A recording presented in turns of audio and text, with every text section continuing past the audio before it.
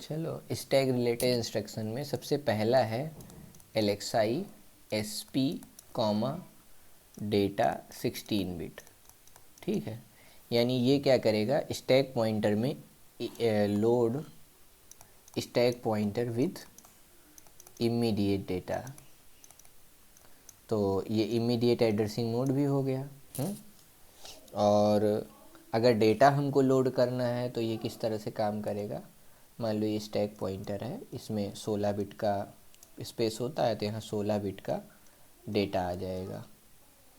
ठीक है, जैसे हम लोग LXI H लिखते थे तो LXI H कॉमा डेटा लिखते थे ना, तो LXI H में H और L पेयर में लोड हो जाता था। ऐसे ये स्टैक पॉइंटर 16 बिट का होता है, इसमें 16 बिट का इमीडिएट डेटा हम भेज सकते हैं। अगला है INX XP। इसमें क्या होगा, increment stack pointer data by 1। ये क्या करेगा, जैसे INX H करते थे वैसे ही हम इधर क्या करेंगे, INX SP करेंगे। तो इसमें क्या होगा, इंक्रीज स्टैक पॉइंटर। अब INC लिखते थे हम लोग 8 बिट के लिए, 16 बिट के लिए हम क्या लिखते थे, INX लिखते थे। तो सिंपल यहाँ भी वही है, इंक्रीज स्टैक पॉइंटर बाई 1। तीसरा DCX SP।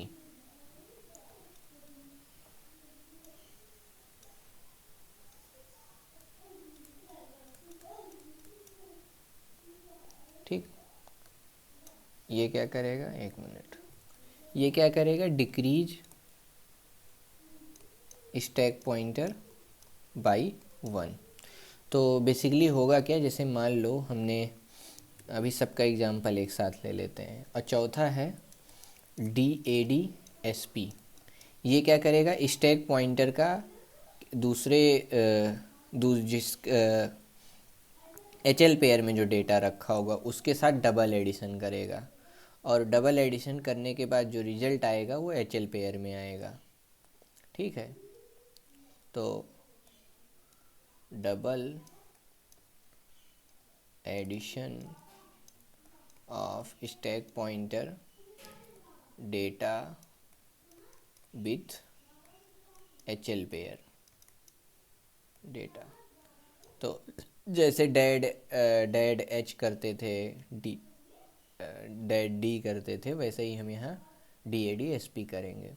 इसमें क्या होगा, पहला ऑपरेंड आएगा हमारा HL पेयर से, प्लस स्टैक पॉइंटर का जो डेटा होगा वो दोनों ऐड होकर के क्या बनेगा, स्टैक पॉइंटर में ये आएगा HL पेयर में, दोनों ऐड होके। ठीक है, ये HL में आएगा और यहाँ हो जाएगा कैरी फ्लैग। ठीक है, अब बात करते हैं अगला SPHL इंस्ट्रक्शन है, तो वो भी यहीं लिख देते हैं इसी पेज पे। नेक्स्ट है पांचवा SPHL। ये क्या करेगा, HL पेयर डेटा को जो है स्टैक पॉइंटर में ट्रांसफ़र करेगा। Transfer HL pair data to SP। ठीक है,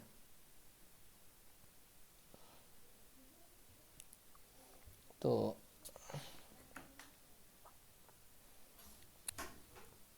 अब बात करते हैं फ्लैग इफेक्शन की। फ्लैग कब इफेक्ट होगा, तो इस वाले केस में केवल हम लोग इंक्रीमेंट कर रहे हैं तो यहाँ नो फ्लैग इफेक्ट होगा, कोई भी फ्लैग इफेक्ट नहीं होगा। इंक्रीज और डिक्रीज दोनों में कोई भी फ्लैग इफेक्ट नहीं होगा। इसमें डबल एडिशन ऑफ डेटा में यहाँ कैरी फ्लैग इफेक्ट होगा। ठीक है, और इसमें कैरी फ्लैग इफेक्ट होगा, ऑनली ना कहें, पैरिटी वगैरह भी बदल सकती है, यहाँ कैरी फ्लैग इफेक्ट होगा। और SPHL में क्या होगा, इसमें ये होगा जैसे मान लो HL पेयर में कुछ रखा हुआ है और हम मूव कराना चाहते हैं, तो अब स्टैक पॉइंटर सीधे 16 बिट का है, यहाँ कोई ऑप्शन नहीं है। तो यहाँ सीधा SPHL करेंगे तो HL पेयर का जो डेटा होगा यहाँ से उठ के स्टैक पॉइंटर में चला जाएगा।